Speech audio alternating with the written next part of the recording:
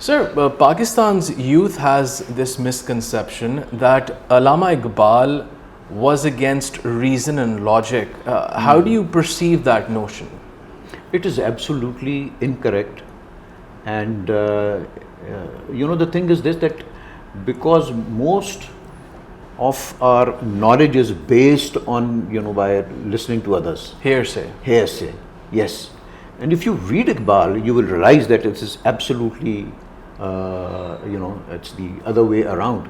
The only reason he gives precedence to like love or ishq, or that, the intellect should be under the control of ishq, is the reason that I'm sure you can relate to it because you are a philosopher, because intellect on its own is absolutely, it can be ruthless.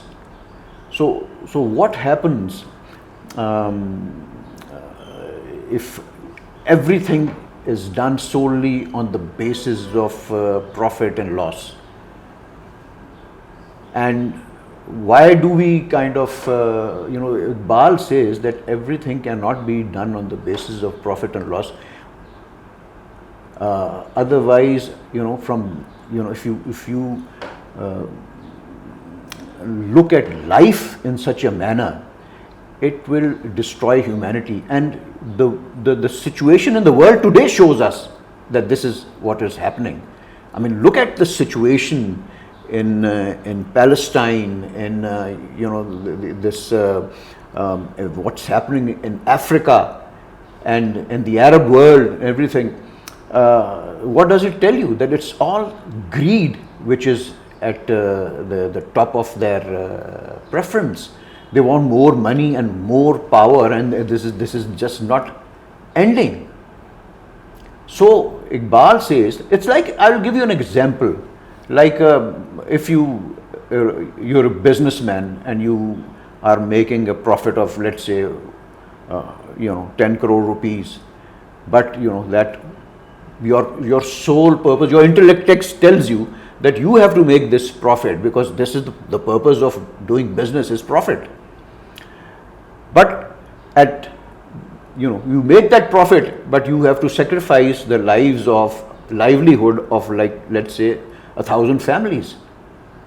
What will you do? The intellect doesn't tell you that you should show any kind of mercy towards that. So where does that thing come into the human being from? From emotion. From a feeling heart, what we call dard-e-dil. So that dard-e-dil comes in, which is linked with like ishq or love for humanity, maybe for God also. And so Iqbal just says that when you make a decision from this perspective, then it should not be, your intellect should not be overpowering that feeling of that dard-e-dil for humanity. And that is the only reason why he says that. And the other thing is this, that from the perspective of like a spiritual experience, you can never experience something with the intellect which is not meant, intellect is not meant to experience spirituality. You cannot. The medium for experiencing that, the thing in life is something which is only enabled by love, or as we call it, ishq. I think these emotions and the spirituality actually differentiates us from AI and robotics. Absolutely. Like Iqbal said in one of his verses, he says, "Hai dil ke liye maut masheenon ki hukumat, ehsaas-e murawwat ko kuchal dete hain alat."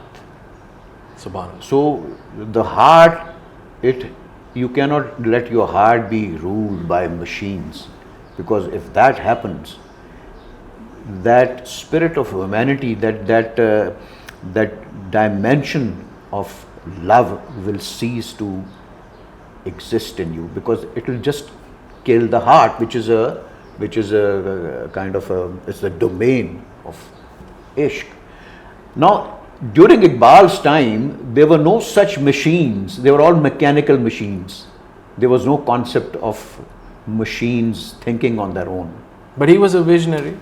So you can say that you know, that maybe it was in his vision that he could see that you know, the world is moving towards that direction, that a time will come that you know, that the machines will be like human beings.